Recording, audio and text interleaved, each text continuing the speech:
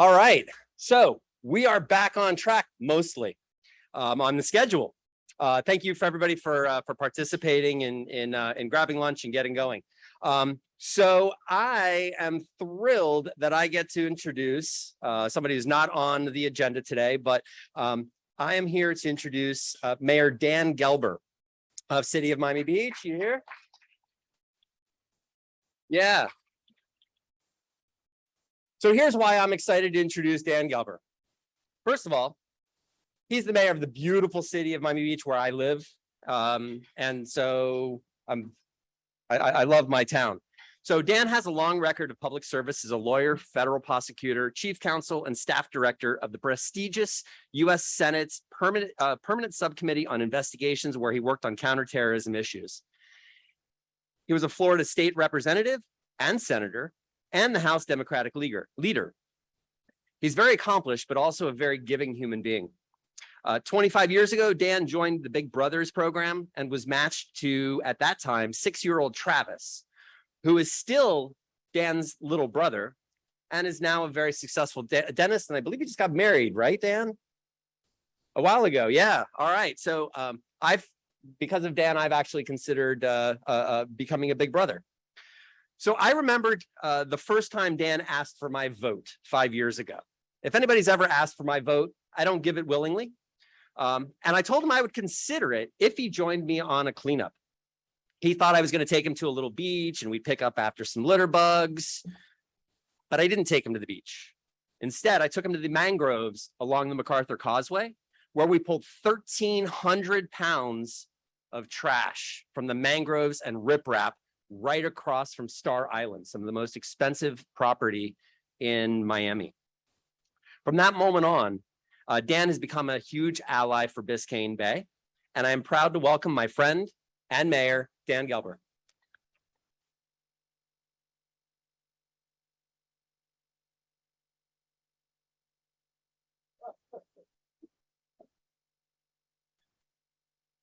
They give me idiot-proof directions. I guess that's what they think of me. Well, it's great to be here.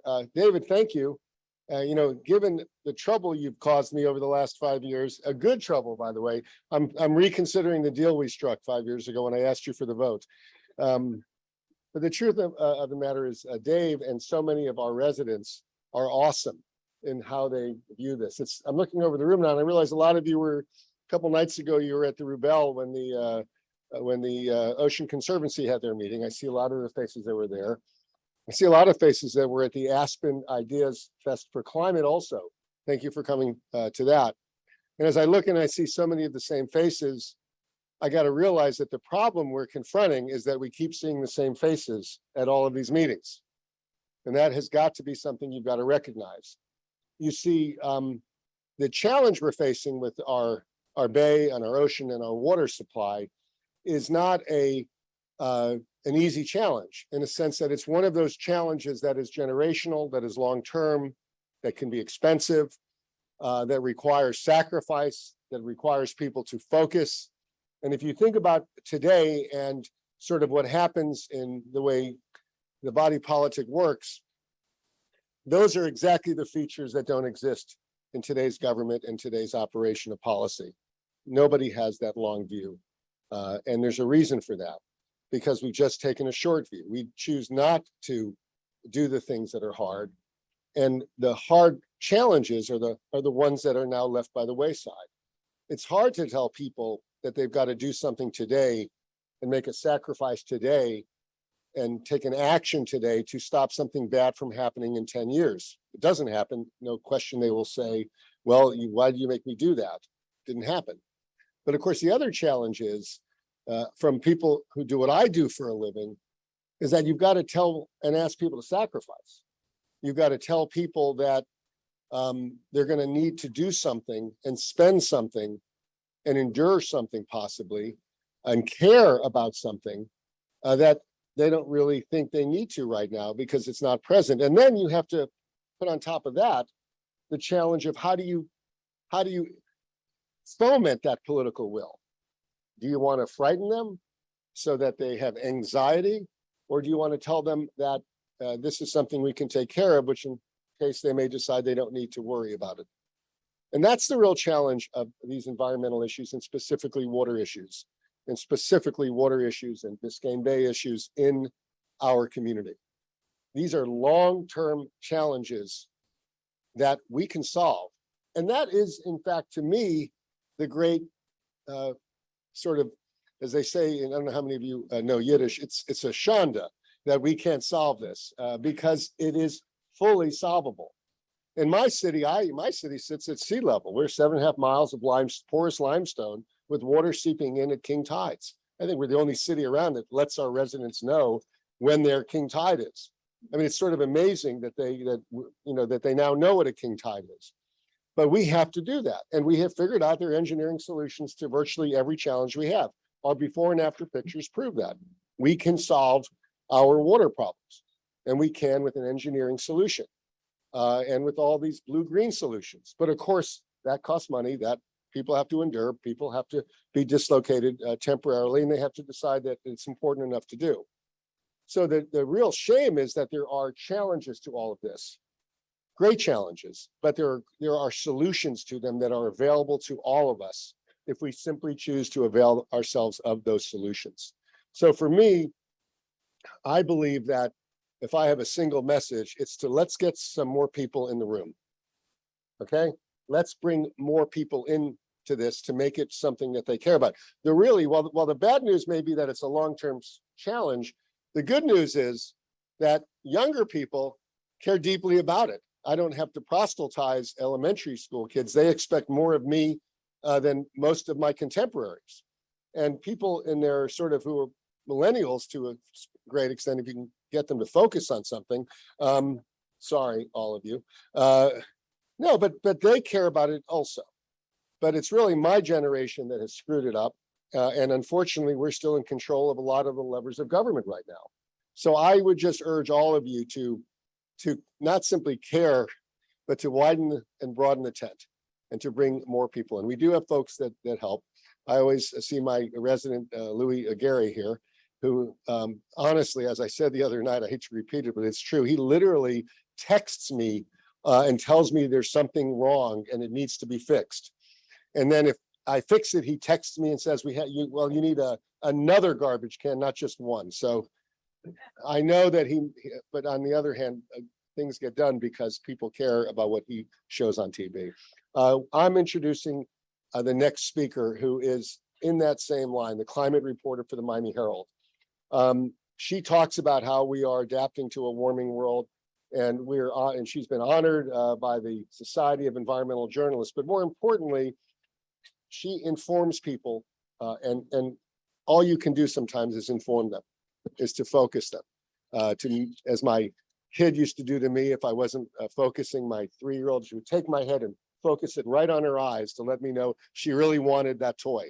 Well, Alex Harris does that to our community. She lets them know what a warming world, a changing climate can do. So, ladies and gentlemen, Alex Harris from the Miami.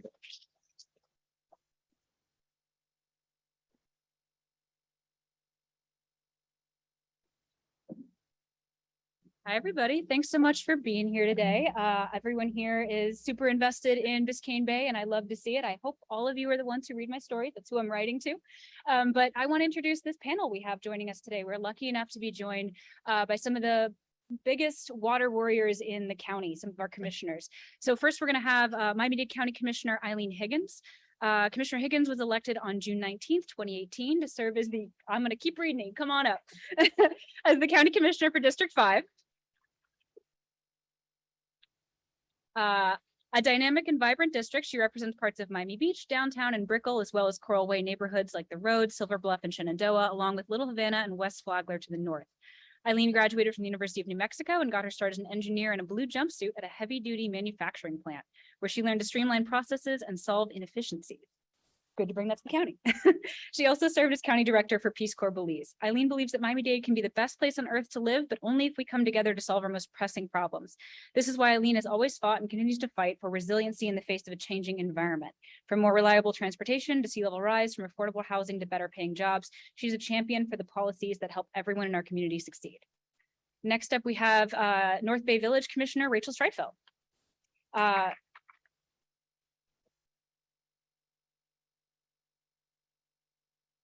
Rachel is a passionate advocate for the residents of North Bay Village. Born and raised in South Florida, she grew up in a household where public service and civic engagement were strong themes. A leader from a young age, Rachel was the student body president and captain of the women's soccer team at Plantation High School. Her love of public service and desire to make an impact brought her to Washington, D.C. and the George Washington University, where she majored in Middle Eastern studies and political science. Initially intending to become a diplomat, Rachel studied Arabic and spent a semester living in Cairo, where she attended the American University and lived in the Nile River. Rachel's interest in public policy led her to position in the office of U.S. Representative Debbie Wasserman Schultz, whose district at the time included North Bay Village. On Capitol Hill, Rachel developed key relationships, valuable skills, and a deep knowledge of the issues impacting the village. These relationship skills and knowledge add tremendous value to her service to the village today. Rachel is now an attorney practicing law in the areas of land use, zoning, the environment, local government, and climate adaptation. Next up, we have City of Miami Beach Commissioner David Richardson.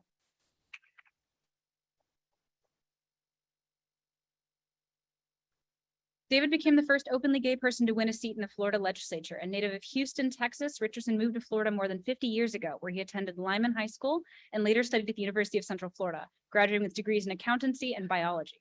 After graduating, he attended the University of Tampa, earning his Master of Business Administration degree. He first worked as an auditor for the U.S. Department of Defense, after which he joined Ernst & Young, an international accounting firm.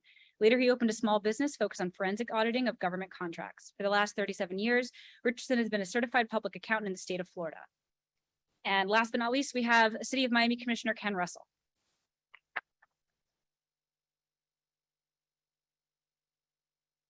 As a small businessman with an international profile, Ken entered Miami politics in 2015 with an optimistic view of positive change. As commissioner, Ken is focused on big picture issues such as affordable housing, sea level rise, and transit options. He was instrumental in passing the Miami Forever Bond, which will invest $400 million into housing, parks, streets, and flood mitigation throughout the city. He has also led the way on passing inclusionary housing policies, building the city's public baywalk, and expanding trolley routes, bike lanes, and other mobility options. Over the last 6 years, he has used his position to help tackle problems such as sea level rise, toxic algae, and living wages, along with sponsoring critical fertilizer and pesticide mitigation orders. Okay, we know everything about you guys now.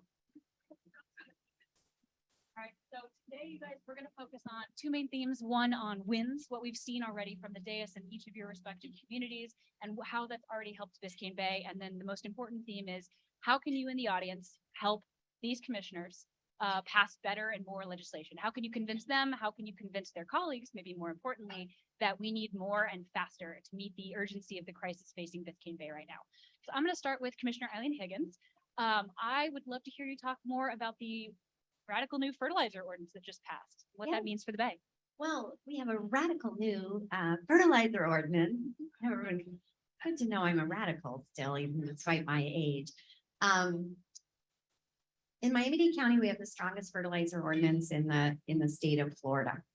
And as a matter of fact, we've got the 3 municipalities that were also in the lead on that. So sitting right up here. So it's a well-chosen panel, because sometimes we have cities that are forward thinking, like the city of Miami around water issues led by Commissioner Russell, like the city of Miami Beach had both their mayor and Commissioner Richardson here. And then North Bay Village, quite frankly, small but mighty, but I think you probably do more for water issues that we learn from collectively to steal some ideas. So fertilizer ordinance, I found really interesting. It took me a long time to get an ordinance that I knew would pass, right? And truth be told, that means doing some negotiation, right? The fertilizer industry is a very strong industry. The ag industry is a very strong industry. And believe it or not, the golf courses are indomitable. And so, you know, ag had to be exempted, right? There's no way it would have passed, you know, with ag in there. And we have a lot of state preemption around that. But at the end of the day, we managed to do something that basically got unanimous approval and nobody even objected to. And so May 15th, everybody know what May 15th is? All right, well, that was very lame. That's the day you stop fertilizing in Miami-Dade County. The Ides of May. So, but here's what I can tell you, because, you know, Alex and Louis back there, you're an important part of this, because what I can tell you is, if I ask any resident of our county, what does fertilizer do? They say, well, it makes my lawn greener, or it makes my plants grow faster. They would never say it kills fish. right? And so when people are fertilizing, they don't think they're doing anything bad, right? Because they don't know. But the reality is we have to make the link that when you fertilize during the rainy season, you are killing our fish and you are killing our bay. And they're not doing this on purpose. They simply don't know. So as we as legislators pass new items and new ways of doing things, we are actually relying on partnership with the press to get the word out. And so I am very appreciative of the fact that we actually have journalists who are dedicated to raising awareness about this. Round of applause for that.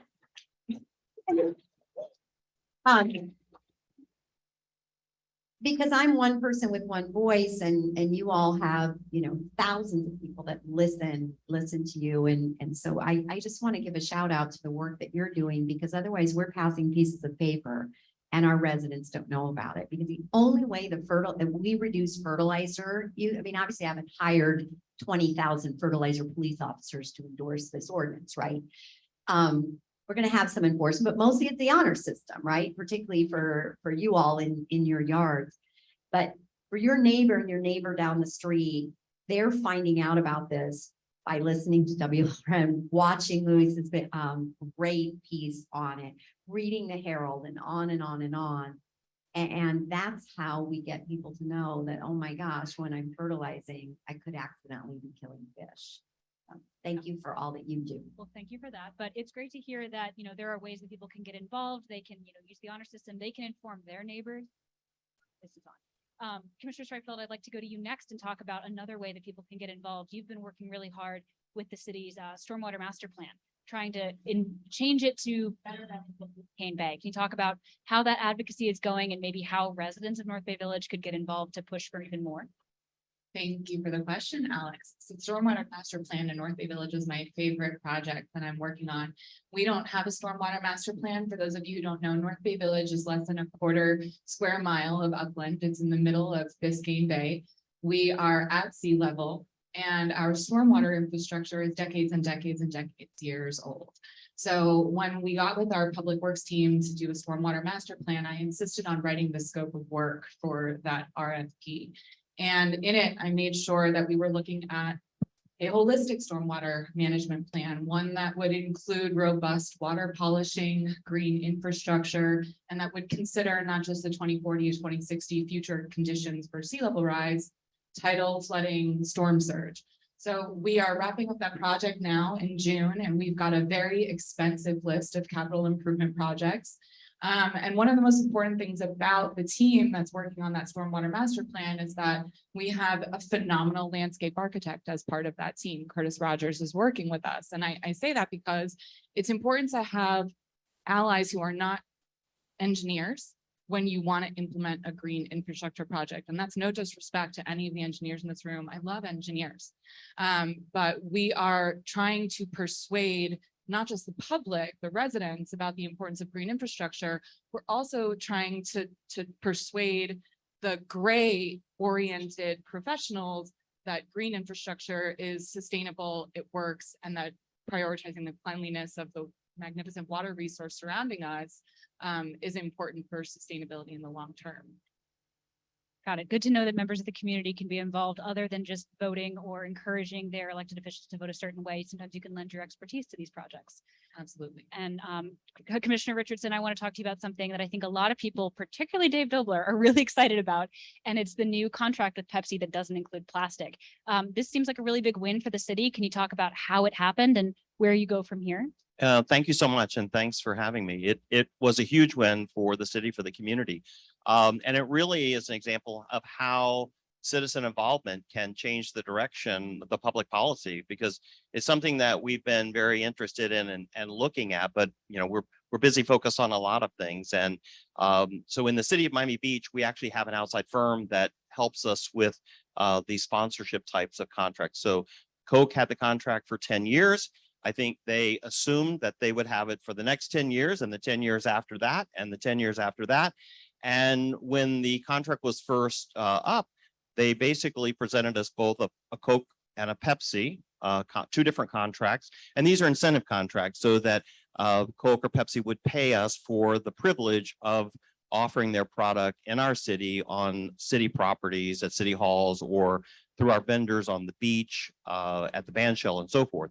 So in the first offering, Pepsi was ahead and Coke was in shock that it wasn't a slam dunk for them. And so Pepsi was ahead. There were things that Coke wasn't willing to offer us. They didn't think they needed to. They would only sell us they wouldn't even sell us the Dasani water. They were only going to sell us their high-end smarter water, which was going to be very, very expensive. And so I remember in one conversation, I'm like, look, you won't even, it's just so expensive to buy this other, you won't even sell us the Dasani. And then they wouldn't split out the energy drink. We didn't want their energy drink. We wanted Red Bull because it's a better brand to sell in our community. So they immediately conceded both of those points and said, if that's what you want, fine. So then it kind of flipped, and along that conversation, Dave Dobler took the lead on. I know I got a call from him. I know he called my colleagues. In case you don't know, there's a law in Florida, Sunshine Law. We can't talk to each other. We cannot talk to our colleagues. So that's really a role of an activist who can do that and not. They can't come back and report to us where they are. We can't use an agent like Dave to tell us where the constituents or our colleagues are at. But he said this would be a real opportunity. And so that's what we did. We started talking about having a plastic-free contract, at least on the water, and on the soda. And so we, on the second iteration, Coke then took the lead and Pepsi was running in second place. And so Coke thought they were in a great spot. And then I know I said to them, I don't really care if we have a contract at all, but the plastics are really important. So, and I'm not looking for who's going to pay us the most amount of money. So if we're going to have less of an incentive payment to the city, I'm okay with that because it's not about the money. So in the end, I said to both Coke and Pepsi, I'm only willing to support a contract if it's plastic free on water and plastic free on all sodas. And on the tertiary, the third party, like Starbucks and brands like that they handle, I would give them some time to phase that in. So they came back with their third proposal, and actually Pepsi offered a much better proposal, about 70 or 80 page proposal. Coke came in with an 8-page proposal, right? Kind of showed us their level of commitment. And so they listened and they did exactly what we wanted them to do. The other thing is that one of the earlier proposals had a lot of advertising stuff they wanted to put on our beaches, and I wasn't happy about that as well. So in the end, Pepsi got the contract. And so now starting July 1st in the city of Miami Beach, all city properties and all venues that are controlled by the city will be plastic free of water and all soda. Yeah, we're really happy about it. And they're still paying us. They're still paying us for the privilege of doing that. And so I know the county's looking at this. I don't know, Eileen, if you guys are working on that, but we will, whatever you need from us, we'll support you. We actually get some of our best ideas from our cities, so. I'm going to remind her that she just said that. Okay, so. It's on the record. Well, thank you so much for talking about that too. And like you said, there's some activist pressure. There was residents who cared a lot and really pushed the city and you to help make those decisions. So it proves that your voice does matter. Yeah, and to the point, like I said, with the Sunshine Law, I can't walk down the hall and talk to my colleague unless we're on the dais. So activists can do that. That's a role that activists can take. And I know Dave was calling everybody and arm twisting and making his point of view. And that's a really key role for an activist. Absolutely. And so I want to switch when I talk to Commissioner Ken Russell here about something that anyone who cares about the Bay has probably seen. It's those photos and videos on social media of that silt plume in the Bay from a leaky construction site. This has been something that's bothered everyone forever. It gets reported to the county. It gets reported to Waterkeeper. It's a huge issue. And it's something that you have passed some interesting legislation to combat. Tell us about your ordinance and how it's successful. What's that look like so far? Thank you, Alex. How's everybody doing? Good. Aren't you glad to have electeds up here who compete with each other? We one up each other all the time. Who's got the stronger fertilizer ordinance? Who's got the better plastics ordinance? But these are really, and you called us water warriors. Can we quote that in like campaign material? Alex Harris of the Miami Herald says. someone else in this room is a water warrior. I think I stole that. but- Yes, that's Daniela. She's our water warrior. So my name is Ken Russell and I've been a commissioner now for the last 2 terms. I got in without any background in environment or law or land use. I was a surfboard salesman and a kite surfing instructor who got upset about a contaminated park in front of my house. Asked a bunch of questions, organized the neighborhood, and saw that it was not actually that difficult to get my legislating officials to make a change. Decided to run for office on these issues of environmental justice, social justice, and of course, environmental advocacy. So what could we do as legislators became the puzzle to figure out for people that came into office without experience. And one thing that electeds do that is a mistake is they walk into a room and try to be the smartest person in that room. This is one room where I have no chance on that. And so I wasn't even going to try, but we should really be the dumbest person in any room. And that for me is very easy with my surfing background. No offense to surfers. But if you have an open ear to the experts who do know more than you, you can be a very effective legislator. If you close your mind and think you have all the answers, you're going to learn very quickly you don't, and you won't be a very good legislator. In this case, I passed what's called the Environmental Crimes Ordinance in the city of Miami. And it took me a couple of years to figure it out. We are all bound by state preemption as local elected officials. And we have to do this dance where we try to pass laws that will withstand challenge. And those who pass laws that will get knocked down are just doing it for the headline. But if you really think through it, you can pass a law that will survive any challenge at the state. And so you figure out what that challenge is and how you work around it to achieve your goal. In my case, the state has limits on how much we can fine a company who is dumping into the bay. And in this case, it's the development corporations that have construction contracts with their vendors that are not cleaning their materials properly, not shoring up their sites properly, and the big silt plumes go out into the bay. And we can only charge them $300, $500 a day maximum by state law, no matter what they did. You've got billion-dollar developments going up, and this is a slap on the wrist that they don't care about. It doesn't change their behavior whatsoever. So what does matter to them is time. If you knock them off that property and they can't set foot on there and none of their vendors can come on to work, they're losing every month. They're losing another floor they could put on that tower. They're financing that through banks and they need to close and sell.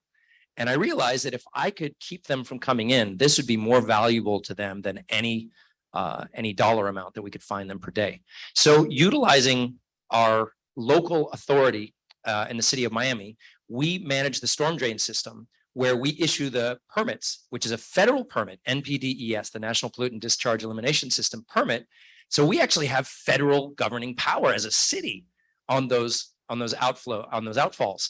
And so we issue those permits. And if somebody's violating those permits, we can take action. We took it further because our city code is our building department has a lot of authority within city code. And so we can yank their permit and do what's called a stop work order. And then the environmental crimes department of our police can actually keep them off the site physically until whatever we decide the right remedy is. And in our case, they have to clean out the storm drains that they've silted. They have to address the shoring up and they're not allowed to start construction again until they've met those goals. And so that ordinance passed with the support of the Builders Association of South Florida, because they do not want to be found as environmental criminals either.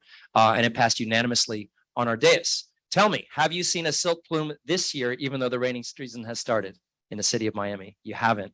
And our biggest offender was the government itself. Even the city of Miami, some of our street projects, we had to shut them down. Florida Department of Transportation was the worst, Eileen's best friend. And holding them accountable was the hardest. I had a fat lawsuit ready to file. Instead of filing it for the headlines, I took it to them and said, instead of filing this, can we actually solve the problem? And they did. Within 2 weeks, they had changed all of their barrier systems, their turbidity curtains. They'd shorted all up and they monitor it better. And this year, no plumes. So there's always a way. So we're nearly out of time for this session, but I do want to pick on you one more time with something that is in the headlines right now. There is an interesting ordinance under consideration in the city of Miami to potentially ban. I have to go now. mangroves. I'm sorry. Yeah. So what can people do if they do not like the ordinance You banning guys put mangroves? these in public mangroves parks? right next to me on purpose. Was this like a photo op for me and the mangroves?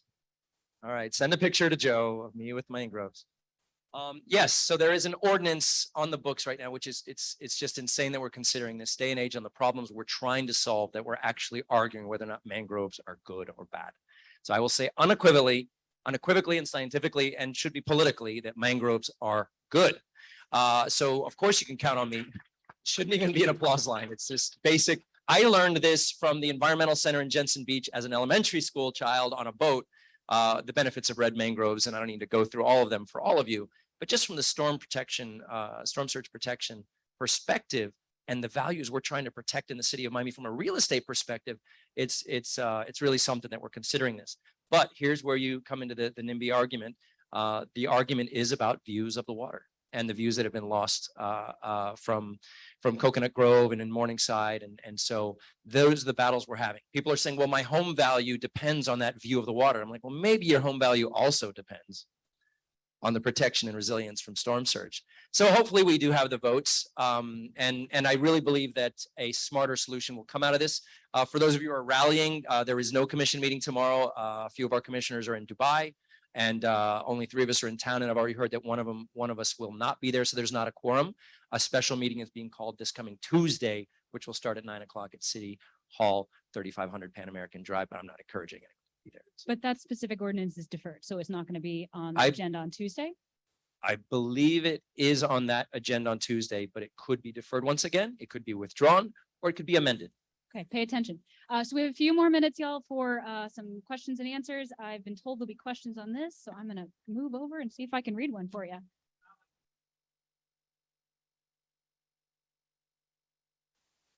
Not mine. Oh, that one.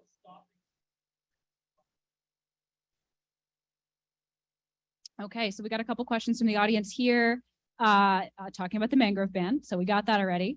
Let's see. Does the South Florida water, well, so that's an earlier question, I'm sure. Let's see. These look like they were maybe for earlier panels. We got the water management district, we got septic sewer overflows. Got the wrap. So while we're trying to find maybe if there's some questions specifically for this, Commissioner Higgins, can you talk a little bit about, we talked about the plastic contract. How is the county looking to do that, to replicate it at a larger scale? How is that going? So there's a couple of things I know are being worked on from the mayor's office. One is to make sure that all I mean, we're preempted, by the way, on plastic stuff and a lot of things, as you well know from the state. I can't ban it in the county, or I already would have done so. And so would everybody else up here, and styrofoam the same. But what we can do is make sure that when we issue special event permits, that those special event permits are all plastic free, right? And Ultra, whether you love Ultra or hate Ultra, they're plastic free. And that was part of the commitment there. And we can do that even by moving to our parks and others. And all concessionaires, for example, in county facilities, can also do that. Right now, I would say we have a problem at the airport. That isn't in the airport concessionaires contracts, and those are longer term contracts. So how we adjust that over time is maybe through incentives rather than waiting for renewals. We did just launch a plastic-free 305 certification, a voluntary certification program for all businesses, large and small. There's a lot of resources. We've got a number of the team members here from the county that were crucial in setting that up.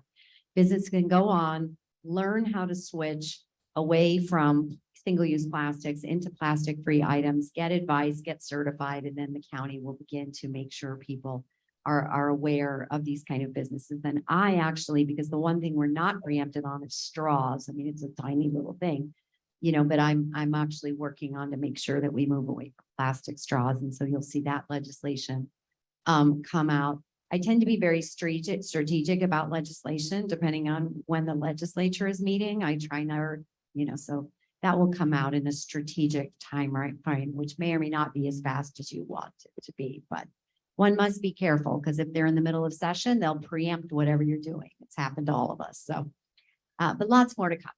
Great. Well, everyone, that's a wonderful note to end us on. And thank you everyone for joining us for the panel with our commissioners today.